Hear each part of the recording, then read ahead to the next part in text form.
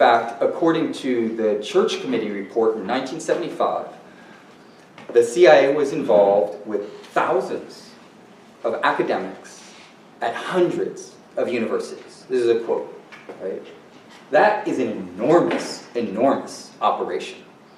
The deeper you dig into this, though, the more complicated it becomes, because I found out that the person who wrote the Church Committee report himself was CIA, and the report was vetted by the CIA, and that the exploration of both the academics and the journalists, because an inordinate number of journalists who are CIA, was cut short because the people who were investigating in this congressional investigation began to discover, wow, there's a lot going on here in the university and the journalistic world, so they cut it off and said, okay, we'll do what's called a limited hangout.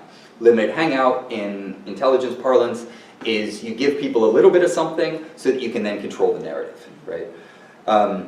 So that was kind of part of the background, and then maybe one of the other things that's important for the work that I'm doing now is that unlike a kind of standard image that some people have of the CIA, where somebody come with a briefcase full of cash and leave it in a professor's office, and then the professor's going to write some really crass propaganda or whatnot.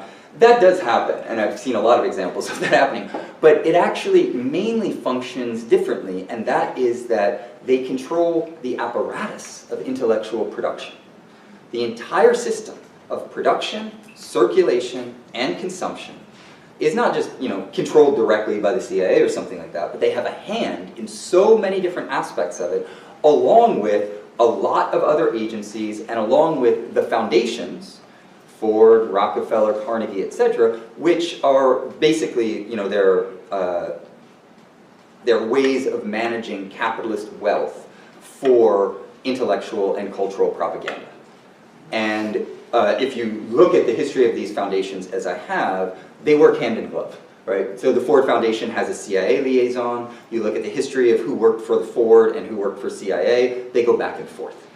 These are hand-in-glove operations. Rockefeller's the same. Nelson Rockefeller himself was a super coordinator of US intelligence and oversaw the CIA, which was an intelligence and propaganda organization for all of Latin America.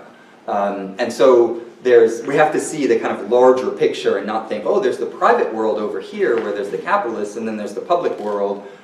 This is liberal mythology. They work really, really hand in glove.